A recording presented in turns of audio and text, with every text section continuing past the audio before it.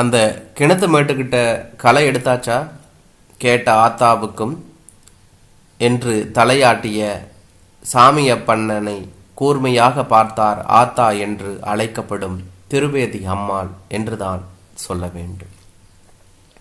அந்த கூர்மையான பார்வைக்கு பதில் தர முடியாமல் நெளிந்தார் சாமியப்பண்ணன். அதற்கு அர்த்தம் தான் சொன்னது பொய் என்று ஆத்தாவுக்கு தெரிந்தே விட்டது என்பதுதான் என்றுதான் சொல்ல வேண்டும். நாளைக்கு எடுத்துட சொல்றேன் மென்று முழங்கினார். சரி என்று ஒற்றை வார்த்தையில் முடித்து கொண்டார் ஆத்தா என்றுதான் சொல்ல வேண்டும். சுமார் 6 அடி இருப்பார் ஆத்தா. அந்த உயரமும் மாநிறமும் அதற்கு ஏற்றாற்போல் பருமனும் அவருக்கு 70 வயது ஆகிறது என்பதை நம்ப முடியாது. அந்த காலத்தில் 17இல் திருமணமாகி வந்தவர்.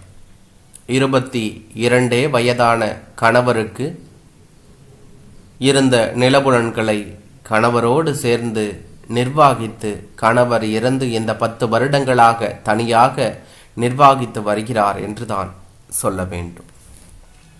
எந்த இடத்தில் என்ன விளையும், எந்த பருவத்தில் எதை போட்டால் விளைச்சல் கிடைக்கும் என்பது ஆத்தாவின் மூளையில் பதிந்துவிட்ட செயல்கள் என்றுதான் சொல்ல வேண்டும். அவர்களின் கண் அசைவில் அத்தனை நிலபுலன்களையும் கவனித்து வந்து கொண்டிருக்கிறார் என்றுதான் சொல்ல வேண்டும். சாமியப்பண்ணனிடம் சொல்லி கொண்டிருந்தார் திரிவேதி அம்மாள்.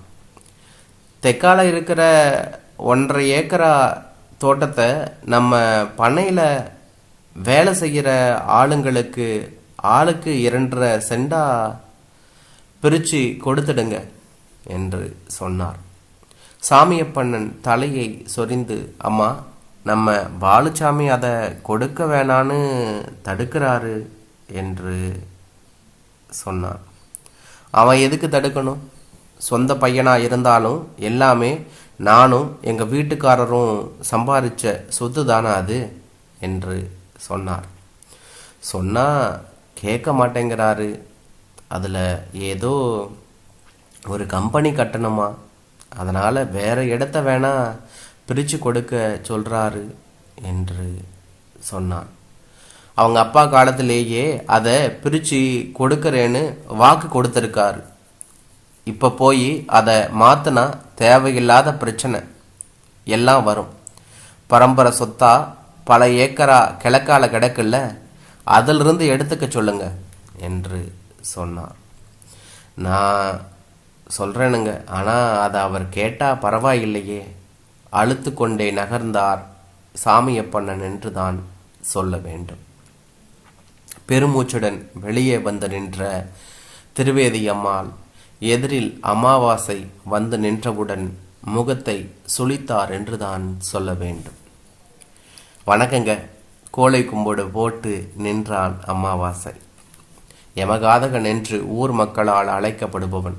ஏதோ ஒரு கட்சியில் ஒரு சிறிய பதவியை வாங்கி கொண்டு அவ்வப்போது அங்கு உள்ளோரை கிளப்பி விட்டு கொண்டு கட்சியில் கொஞ்சம் செல்வாக்கை வளர்த்து கொண்டிருப்பவன் என்றுதான் சொல்ல வேண்டும். திரிவேதி அம்மாள் அந்த நிலத்தை மிக விரைவாக பிரித்து அவர்கள் பண்ணையில் உள்ளவர்களுக்கோ கொடுக்க நினைப்பதற்கே காரணம் இவன்தான் என்றுதான் சொல்ல வேண்டும். இவனுடைய எண்ணமெல்லாம் அந்த இடத்தை பிரிக்கும் போது இவர்கள் கட்சி சார்பாக கொடுக்க வேண்டும் என்று வலை வெறித்து கொண்டு உள்ளான் என்றுதான் சொல்ல வேண்டும். திரிவேதி அம்மாளுக்கு இது தெரியாமல் இல்லை. அவர்கள் கணவன் விருப்பப்படியே அந்த நிலத்தை விரைவில் பங்கு போட்டு கொடுக்க விரும்புகிறார்கள் என்றுதான் சொல்ல வேண்டும். அமாவாசை கை காசு செலவில்லாமல் கட்சி விளம்பரம் செய்து அந்த நிலத்தை இவனின் கட்சி தலைவர் பண்ணையில் வேலை செய்யும் பணியாளர்கள் எல்லோருக்கும் பட்டா போட்டு கொடுத்தால் அந்த ஊரில் அடுத்து வரும் தேர்தலுக்கு நிற்க வழி கிடைக்கும் என அலைந்து கொண்டிருக்கிறான் என்றுதான் சொல்ல வேண்டும்.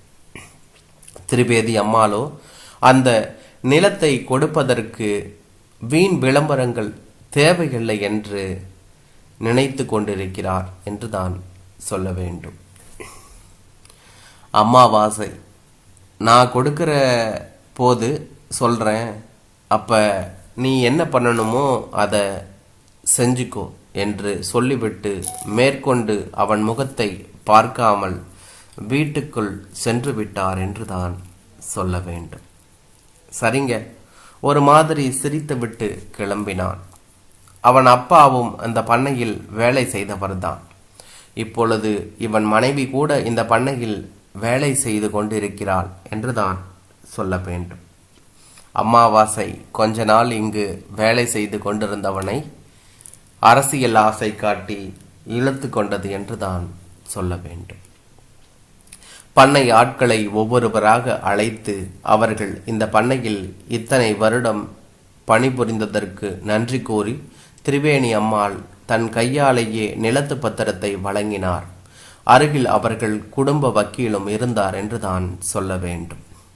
அமாவாசை செய்தி கேள்விப்பட்டு வருவதற்குள் அனைத்து வேலைகளும் முடிந்து சற்று கண்ணையறலாம் என்று கண்ணை மூடிய போது எதிரில் வந்து நின்றான் அமாவாசை என்றுதான் சொல்ல வேண்டும்.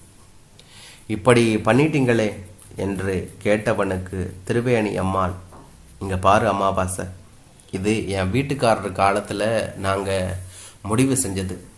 திடீர்னு உங்கள் அரசியல் தலைவர் வந்து கொடுக்கறதுக்கு இது கட்சி சொத்து இல்லை. இப்போ எங்களுக்கும் அந்த இடத்துக்கும் எந்த சம்பந்தமும் இல்லை. நீ அந்த இடத்துல இருக்கிறவங்களை எல்லாம் வச்சு உங்கள் கட்சி சார்பாக ஏதாவது பண்ணிக்கோ என்று சொல்லி முடித்து விட்டார் என்று தான் சொல்ல வேண்டும். பாலு அம்மாவிடம் பேசாமல் இருந்தான். அவன் வீட்டில் மனைவியும் குழந்தைகளும் திரிவேணி அம்மாளிடம் பேசினாலும் பாலு மட்டும் அந்த நிலம் சம்பந்தமாக கோபத்தில் இருந்தான் என்று தான் சொல்ல வேண்டும். சாமியப்பனன் வந்து திரிவேணி அம்மாள் கூப்பிடுவதாக சொன்னதும் போக வேண்டாம் என்று நினைத்தவன் பின்பு மனதை மாற்றிக்கொண்டு அம்மாவை வந்து பார்த்தான் என்று தான் சொல்ல வேண்டும். பாலு அம்மாவிடம் பேசாமல் என்றிருந்தான். திரிவேணி அம்மாள் ஒரு பெருமூச்சுடன், பாலு, உனக்கு என் மேலே கோபம் இருக்கும், அது சரிதான். ஆனால் நான் ஏன் அந்த நிலத்தை உனக்கு கொடுக்கல தெரியுமா? அது உண்மையிலேயே நம்மோட நிலைமை இல்லை. நமக்கு நிறைய சொத்துக்கள் இருக்கு. ஆனால் இந்த நிலத்துக்கு உரிமையானவன் நம்ம பண்ணையில் தான் வேலை செஞ்சுக்கிட்டு இருந்த வேளா அப்படிங்கிறவனு. அவனுடைய சொந்தக்காரங்க அவங்கிட்ட இருந்து இந்த இடத்த புடுங்கிறதுக்கு அவனை தீர்த்து கட்டுற அளவுக்கு போயிட்டாங்க. அதனால் அவன் பயந்து உங்கள் அப்பா கிட்ட வந்து, ஐயா, அந்த இடத்த உங்கள் பேருக்கு எழுதிடுங்க அப்படின்னா என்று தான் சொல்ல வேண்டும். உங்கள் அப்பா, வேணா வேளா, உனக்கு இருக்கிறதோ இந்த நிலம் மட்டும்தான், அதையும் வித்துடாத அப்படின்னு சொன்னதுக்கு, இல்லைங்க ஐயா, இதுக்கு நீங்கள் எந்த விலையும் கொடுக்க வேண்டாம். நான் இப்போ இந்த நிலத்தை உங்களுக்கு இலவசமாக தான் கரையும் பண்ணித்தரேன். நான் இந்த நிலத்தை என் கூட இருக்கிறவங்களுக்கு பிரித்து கொடுத்துடுவேன்னு தான் என்னை தீர்த்து கட்ட முயற்சி பண்ணுறாங்க. இப்போ இந்த நிலம் உங்கள் பேருக்கு மாறிடுச்சுன்னா அவங்க ஒன்றும் பண்ண முடியாது. எனக்கு பின்னால் சந்ததிகள் இல்லாததால் இதை உங்கள் காலத்திலேயே எங்கள் ஆளுங்களுக்கு வீடு கட்டுறதுக்கு பிரித்து கொடுத்துடுங்க தயவு செஞ்சு என்று சொன்னான். இதைய நான் தான் செஞ்சேன்னு யாருக்கும் சொல்லாதீங்க அப்படின்னு கேட்டுக்கிட்டான். நான் இடத்த கூட ஏன் விளம்பரப்படுத்தாமல் கொடுத்தேன்னா அதுதான் காரணம்.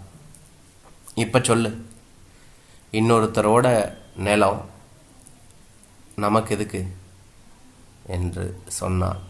பாலு எதுவும் பேசாமல் நின்று கொண்டிருந்தான் என்றுதான் சொல்ல வேண்டும்.